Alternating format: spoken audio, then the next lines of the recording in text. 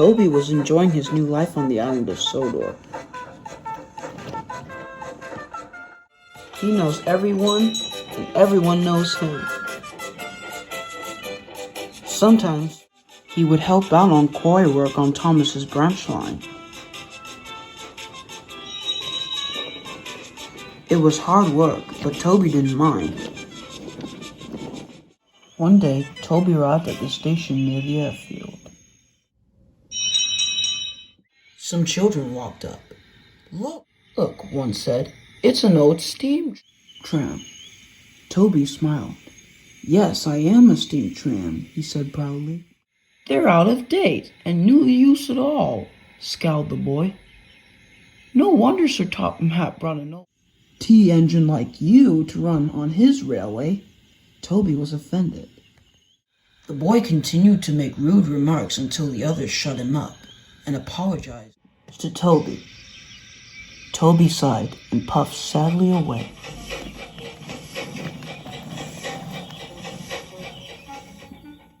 He fumed all the way to the junction where he met Thomas. "Hello, Toby," he called.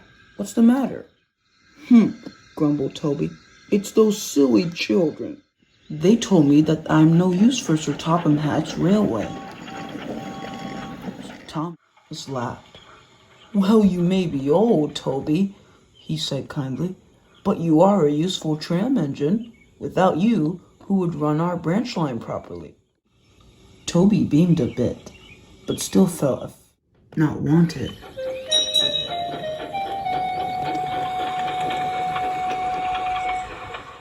This year, Bertie was delivering some of his passengers to Toby. There was going to be a tea party at the top station, and the passengers were excited. Come along, puffed Toby to Henrietta. I'm coming along, she sang back.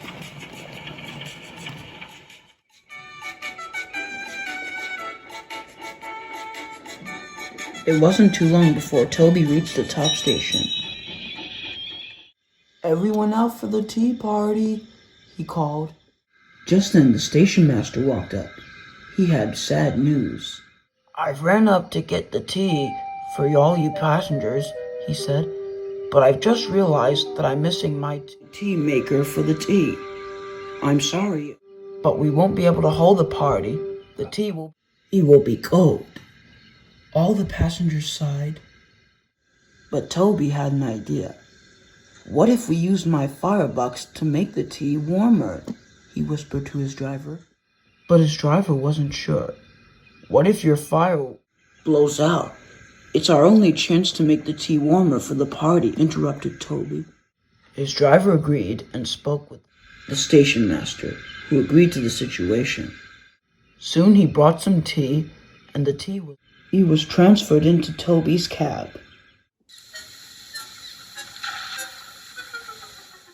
His driver handed each one of them to the fireman, who used his shovel to transfer them near the firebox.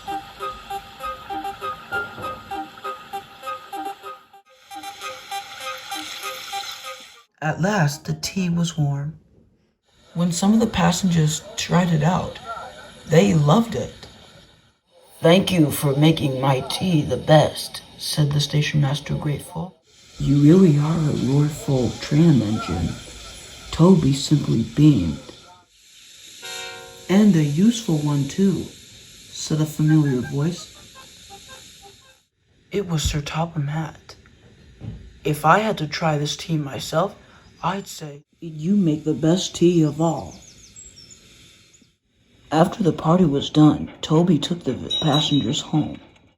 His name is Toby, but for now, everyone calls him Toby the Tea Engine. That's right, I make tea. How does an engine make tea? I don't know. Is that something